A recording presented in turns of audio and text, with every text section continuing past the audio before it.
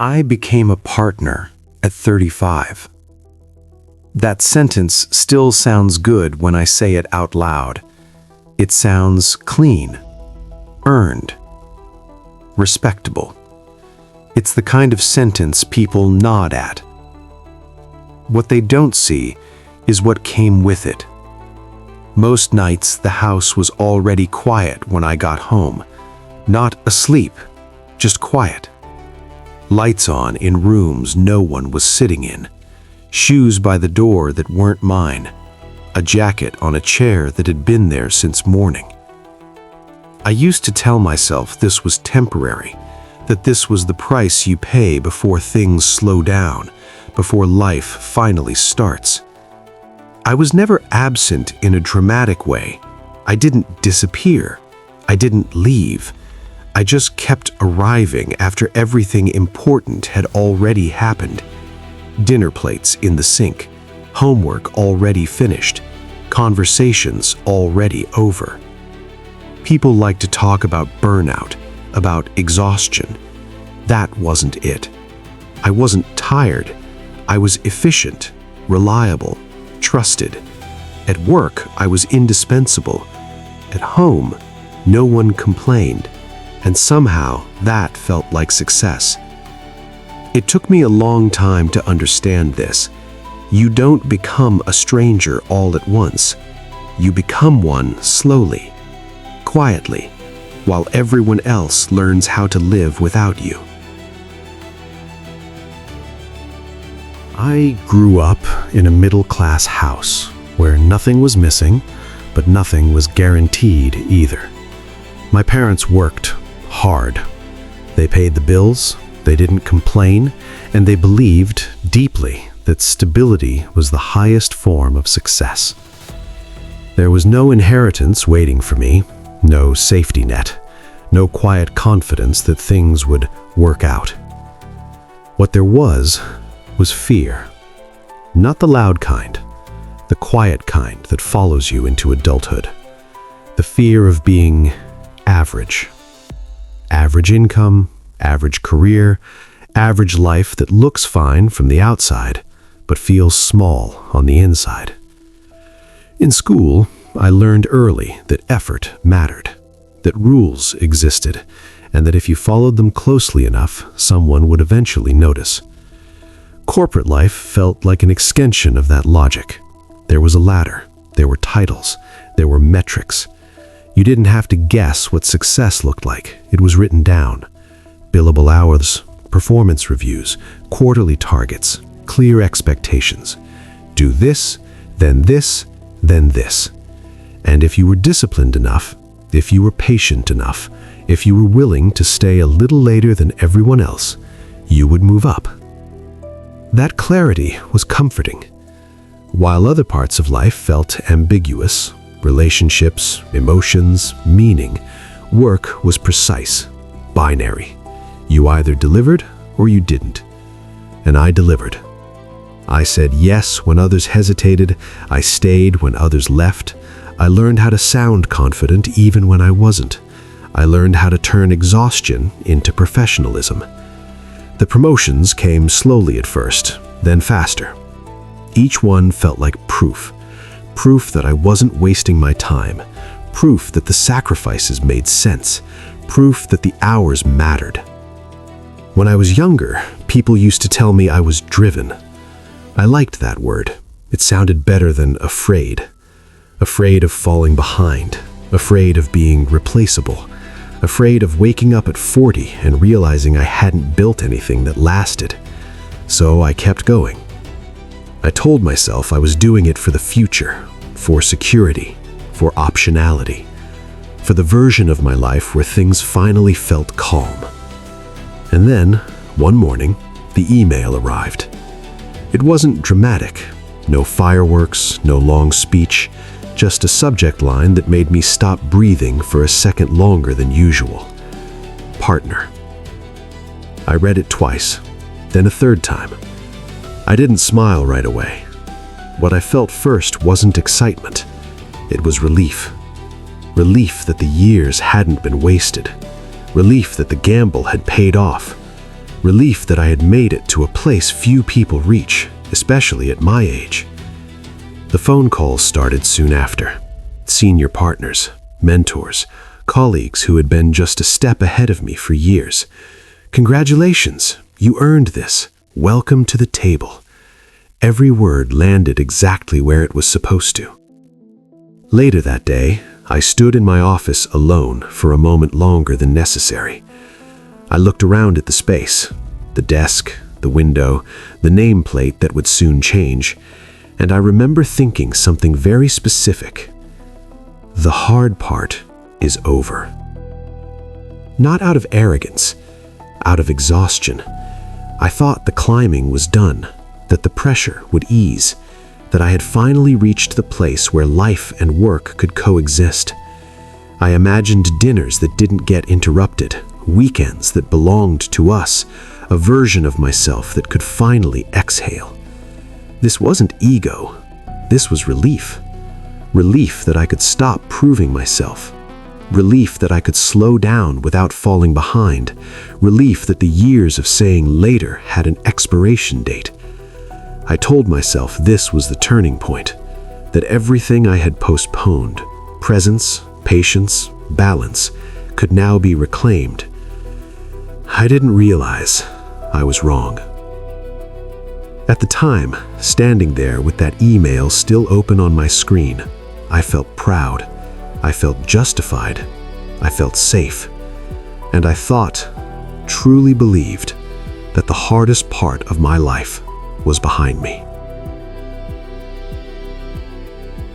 I didn't make one big decision to trade my family for work. That's the part people get wrong. It was never dramatic, never intentional, never framed as a sacrifice. It was a series of small agreements I made with myself. Quiet ones, reasonable ones, the kind that don't feel dangerous when you're making them. It usually started with a sentence like this: just this quarter, just until the deal closes, just until the client signs, just until the numbers stabilize. I told myself it was temporary, that I was buying us time. There was always a finish line somewhere ahead, always a moment when things would slow down, and every time I reached one, another appeared. After this promotion, after the next cycle, after things settle. They never settled. At home, no one fought me on it. That part still bothers me. My wife understood the language of responsibility. She knew what it meant to build something from nothing. She saw how hard I was working. When I said, I have to stay late, she didn't argue. When I said, I'll make it up this weekend, she believed me. When I missed dinner, she saved me a plate. At first, the kids were young then. They measured time differently. They didn't know what a quarter was. They didn't care about promotions. They just knew whether I was there or not. But even that felt manageable. I told myself they wouldn't remember these years, that what mattered was later, when I could finally show up properly. I wasn't choosing work over family. I was choosing security. Security felt responsible. Security felt adult. Security felt like love translated into effort. I wasn't chasing luxury. I wasn't chasing status. I was chasing certainty. A bigger savings account, a stronger title, more leverage, things that couldn't disappear overnight. Or so I thought. Every compromise came with a justification. Every missed moment came with a reason, and the reasons were always solid, rational, defensible. That's what made them dangerous, because no one could argue against them, not even me. There was always a meeting that had to happen, a call that couldn't wait, a client that needed reassurance, and I became very good at being needed. At work, that is. The more reliable I became, the more indispensable I felt. The more indispensable I felt, the harder it was to step away. Responsibility has momentum. Once it starts moving, it doesn't stop on its own. I told myself I was protecting my family, protecting them from uncertainty, from financial stress, from the kind of instability I grew up watching others struggle with. What I didn't see was what I was teaching them. I was teaching them that I was always busy, always tired, always on the edge of leaving again. I was teaching them not to wait. At first, the changes were subtle. Conversations got shorter, plans got looser, questions turned into updates. Instead of, "Will you be home?" it became, "I'll leave the light on." Instead of, "Can you come?" it became, "It's okay if you can't." And every time that happened, I felt a strange mix of relief and guilt. Relief because the pressure eased, guilt because something important was slipping. But guilt is easy to suppress when you're busy. Busyness is a powerful anesthetic. It dulls reflection. It postpones reckoning. As long as I was moving, I didn't have to think. I convinced myself that this was what good fathers did, what good husbands did. They worked, they provided, they absorbed stress so others didn't have to. That story is deeply ingrained, and it worked for a while. At work, my calendar filled, my influence grew, my voice carried weight. At home, things ran smoothly, too smoothly. Meals happened whether I was there or not. Bedtimes didn't wait for me anymore. Decisions got made without looping me in. I told myself that was a sign of strength, that I had built a system that functioned. I didn't realize I was building one that didn't need me. There was no confrontation, no ultimatum, no moment where someone sat me down and said, "You're gone." That would have been easier to see. Instead, there was acceptance. Quiet acceptance. The kind that feels supportive until you understand what it means. They adapted, and I mistook adaptation for approval. I kept telling myself, this is what sacrifice looks like. This is what being responsible looks like. This is temporary. Security feels responsible. It feels like the mature choice, the adult choice, the choice no one can criticize. But security has a cost. It demands time. It demands attention. It demands availability. And it takes payment in moments you don't get back. At the time, I didn't see it that way. I thought I was doing the right thing. I thought I was being smart. I thought I was buying us a future. I didn't realize I was slowly trading presence for protection. And I didn't understand, not yet, that protection without presence doesn't feel like love. It feels like distance. Security feels responsible until you realize what it costs. At some point, the absence stopped feeling temporary. That's the part I didn't notice until much later. There was no announcement, no discussion, no moment where anyone said, "This is how things are now." It just became normal. I stopped being surprised when I missed dinner, stopped apologizing for it, stopped explaining. Not because I didn't care, but because explanation felt unnecessary. Everyone already knew. My calendar filled itself weeks in advance. Mornings blurred into evenings. Days became units of output, not experiences. And the strange thing was, it worked. Nothing broke. The house didn't fall apart. The kids kept growing. My wife kept things moving. Bills were paid, schedules were managed, life continued. Smoothly. Too smoothly. That's how normalization works. It doesn't arrive as a loss. It arrives as efficiency. At work, my busyness became part of my identity. People would joke about it. "You're impossible to pin down. Of course you're booked. Must be nice to be that busy." I wore it like a badge. Being busy meant being important. being needed, being relevant.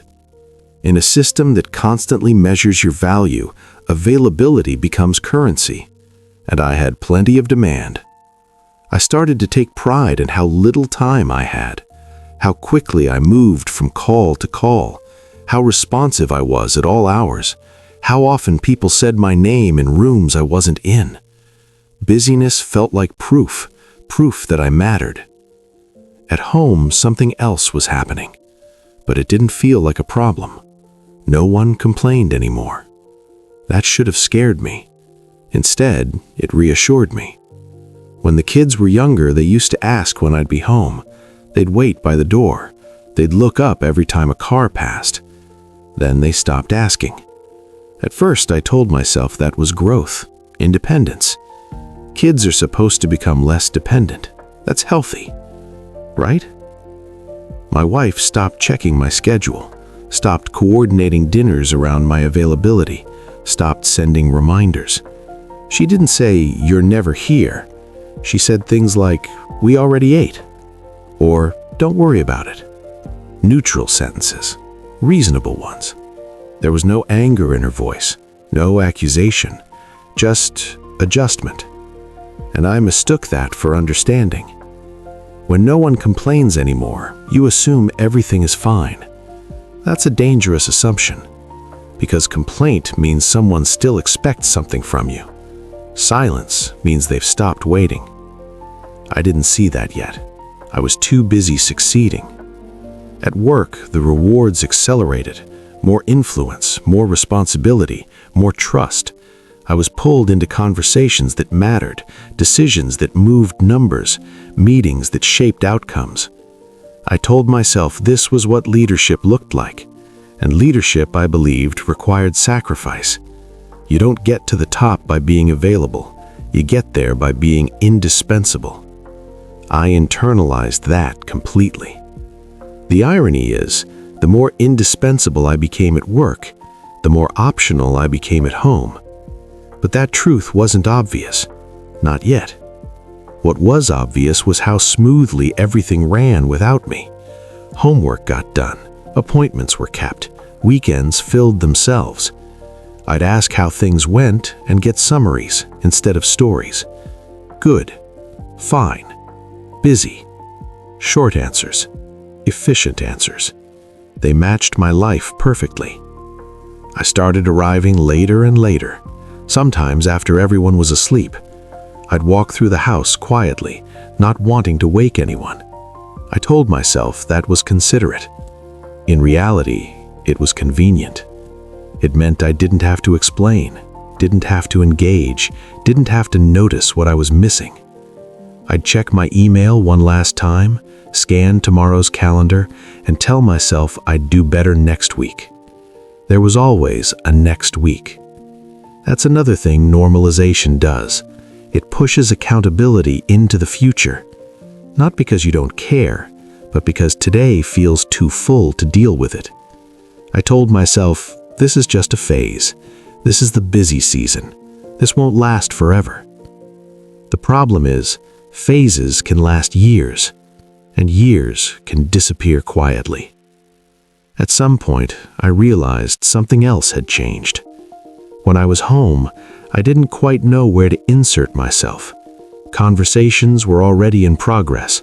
Decisions had already been made. I'd offer an opinion and feel out of sync.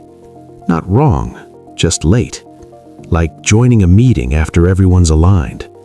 No one shut me out. There was no resistance, just momentum that didn't need me. That's when it started to feel strange. Not painful, not dramatic, just unfamiliar.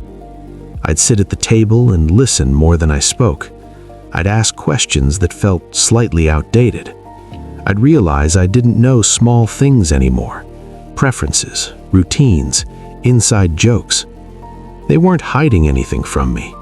I just wasn't there when those things formed. And somehow, instead of questioning that, I doubled down on what I was good at. Work. I stayed later, took on more, leaned harder into the one place where my presence was still unmistakably valued. At work, when I walked into a room, things stopped. People listened. They waited. At home, life continued whether I was there or not. I told myself that was okay. Healthy, even. After all, I wasn't absent in the ways that mattered. I provided. I showed up for the big moments, sometimes. I cared. Or at least I believed I did. What I didn't understand was this. Presence isn't about big moments. It's about repetition, about being there so often that your absence feels unusual. Somewhere along the way, my absence became expected, and expected absence stops being noticed. That's the most dangerous kind.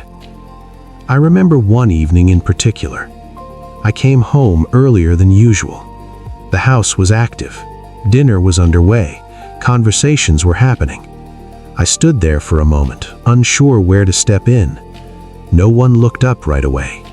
Not because they didn't care, but because they weren't anticipating me. I brushed it off. Everyone was just tired. Busy. That word again. Busy explains everything, until it doesn't. The truth is, normalization doesn't feel like loss. It feels like order, like systems working as intended. And in many ways they were. Life had adapted to my absence. Efficiently. Quietly. Without complaint. When no one complains anymore, you assume everything is fine. You assume you've done your job. You assume you've earned the right to be tired. You assume there will be time to reconnect later. What you don't realize is that reconnection isn't automatic.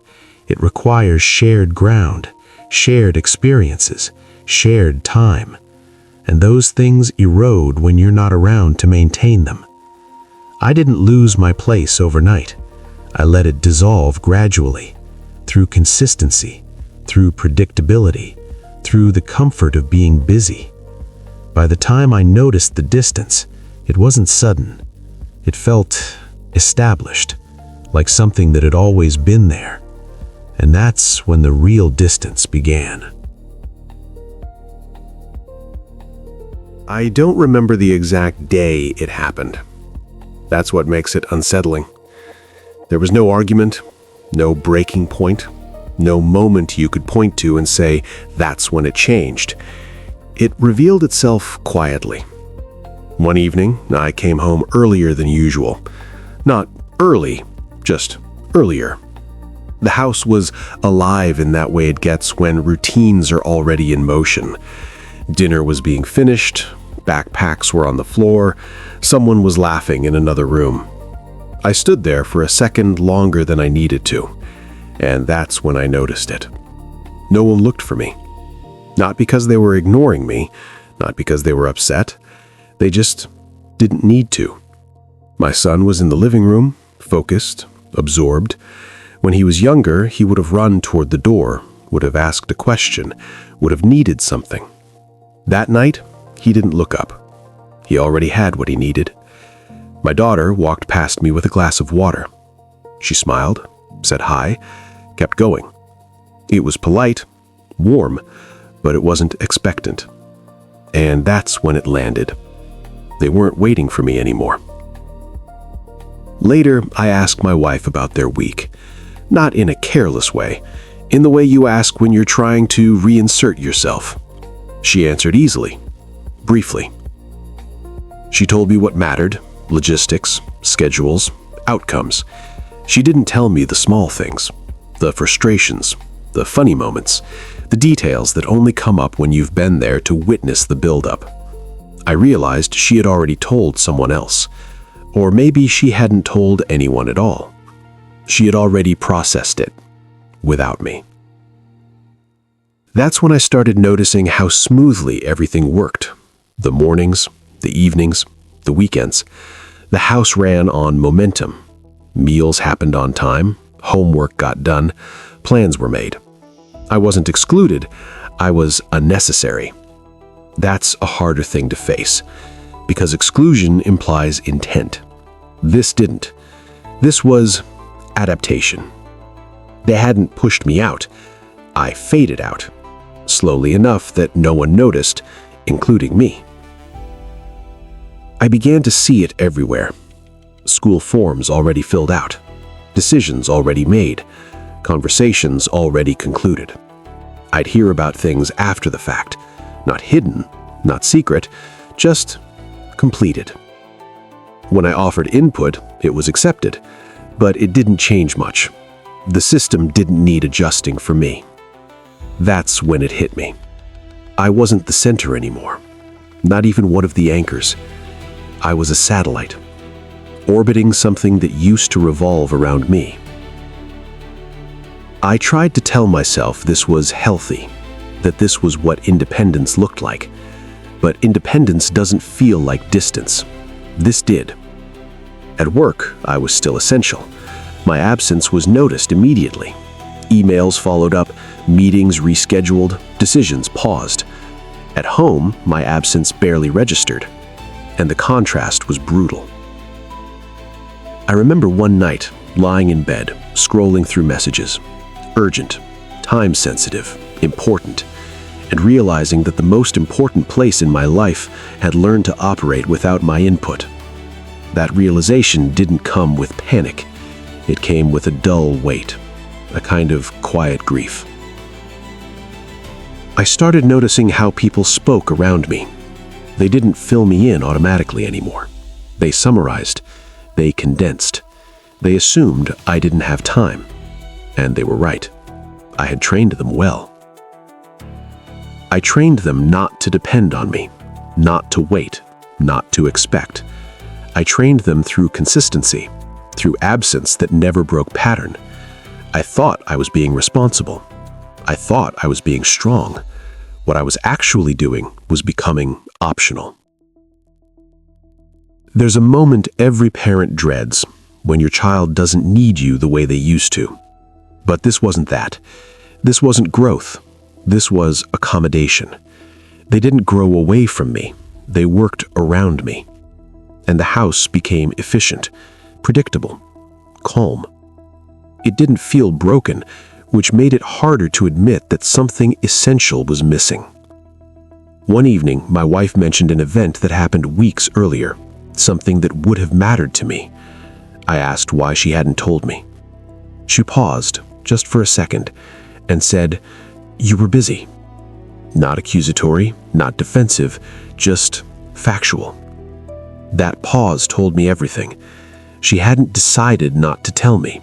She had decided it wasn't necessary. And she was right. That's when I understood the difference between being loved and being relied on. Love can survive distance.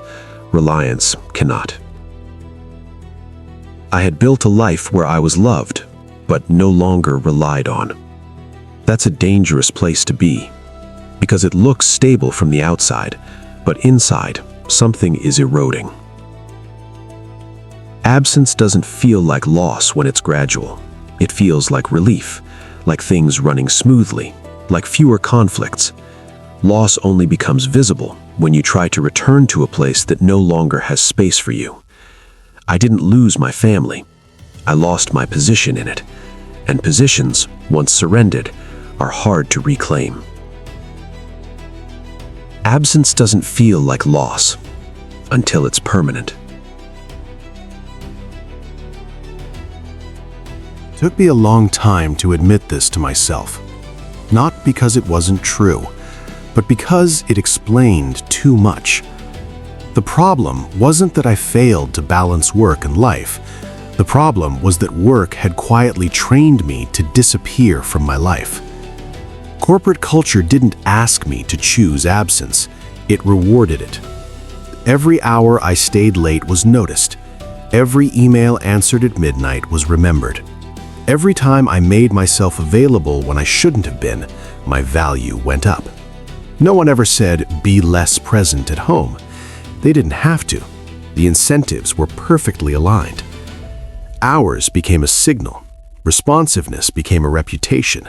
Availability became trust. If you answered quickly, you were reliable. If you stayed late, you were committed. If you sacrificed personal time, you were serious. And seriousness gets rewarded. I learned how to be reachable everywhere. Airports, restaurants, parking lots, bedrooms. My phone was never off, my calendar was never empty, and every time I showed up for work at the expense of something else, I was reinforced, praised, included, promoted. The system worked exactly as designed. What it didn't account for was where that time came from. No one tracked that. No one asked what I missed, what I postponed, what quietly disappeared. At work, absence was punished. At home, absence was absorbed. That difference matters. In corporate life, if you're gone, things stall. People notice, follow up, escalate. At home, if you're gone, things adapt. And adaptation looks like strength until you realize what it replaces. I started seeing the pattern clearly once I allowed myself to look. Work rewarded everything that made me invisible at home. The calm demeanor, the emotional restraint, the ability to prioritize tasks over feelings. All things that made me effective in meetings and unavailable in moments that mattered. At work, no one wanted my vulnerability. They wanted clarity, decisiveness, speed. So I trained myself out of softness, out of patience, out of lingering. At home, those were the very things that built connection, but I had unlearned them. I didn't come home angry or stressed or checked out. I came home optimized, efficient, already depleted of the things my family needed most. That's the part no one talks about. Burnout implies exhaustion. This wasn't that. I still performed, still delivered, still showed up. I wasn't burned out. I was hollowed out. There's a difference. Burnout elapses you. Hollowness lets you function. You move through life intact on the outside and empty on the inside. I'd sit in conversations and nod at the right moments, laugh when expected, agree when appropriate. But I wasn't fully there. My attention had been trained elsewhere, split, fragmented, always partially occupied. And because it happened gradually, I didn't recognize it as loss. I recognized it as maturity. This is what grown men do. They manage pressure, they compartmentalize, they keep moving. The corporate world celebrated that version of me. The more I gave it, the more it gave back. Titles, authority, money. All tangible, all measurable, and the trade felt fair. Until I looked in the mirror, not literally but honestly, and realized something essential was missing. Not joy, not happiness, presence. The ability to sit still without scanning for the next obligation. The ability to listen without mentally scheduling. The ability to be unproductive and still feel valuable. Those muscles had atrophied. I had optimized myself out of my own life. And the hardest part was this. No one forced me. I wasn't exploited. I was rewarded. That's what makes this story uncomfortable. There's no villain, just incentives and choices that made sense at the time.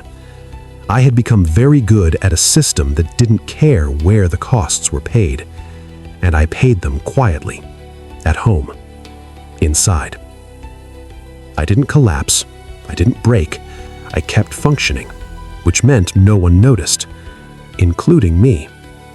Until one day, the silence felt louder than the noise ever had, and I realized I wasn't tired, I wasn't overwhelmed, I wasn't burned out.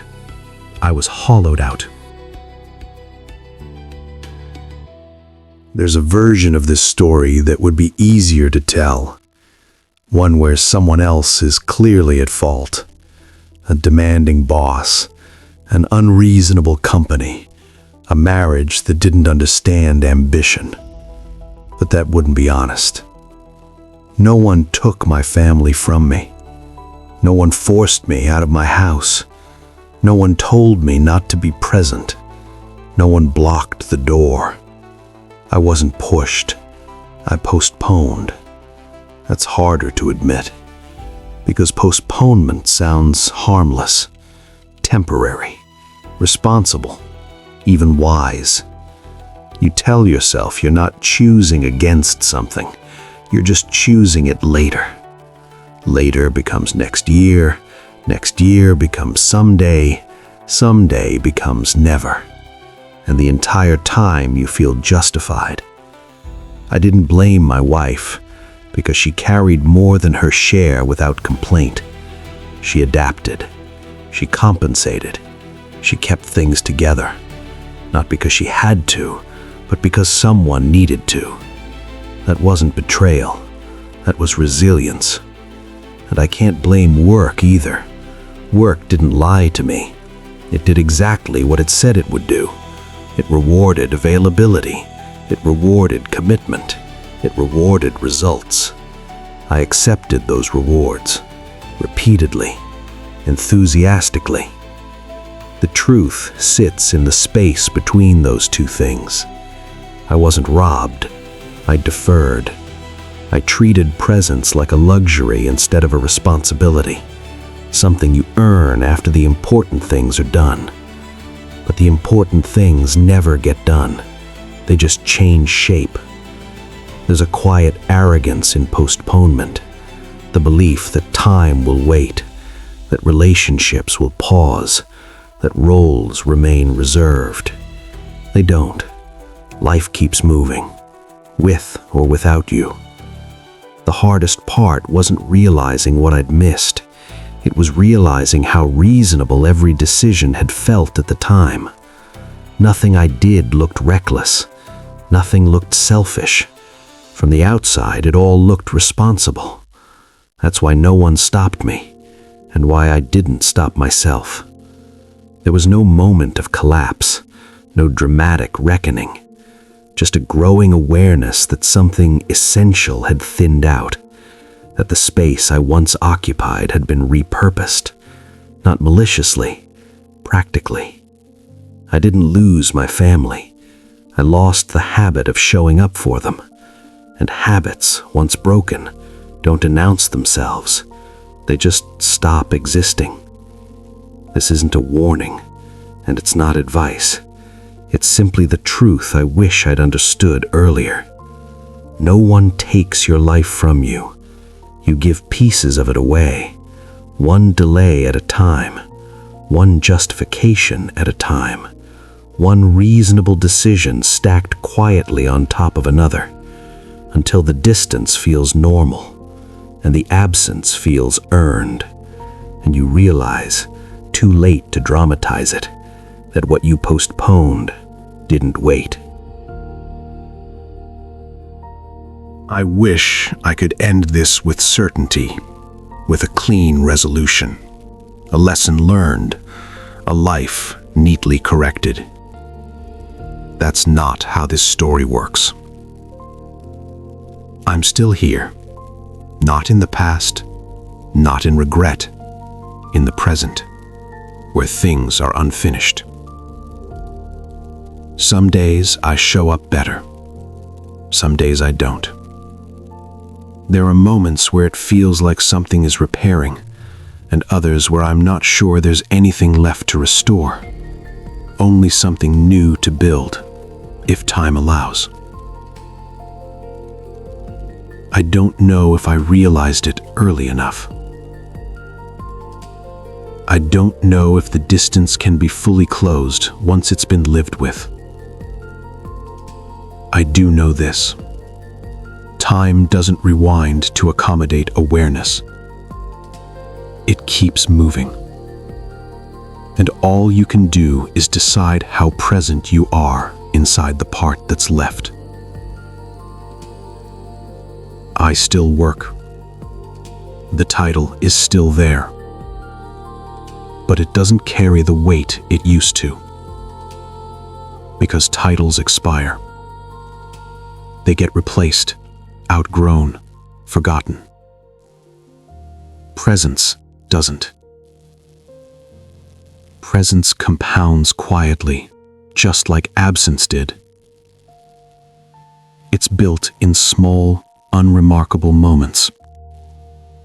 Showing up without being needed. Listening without fixing.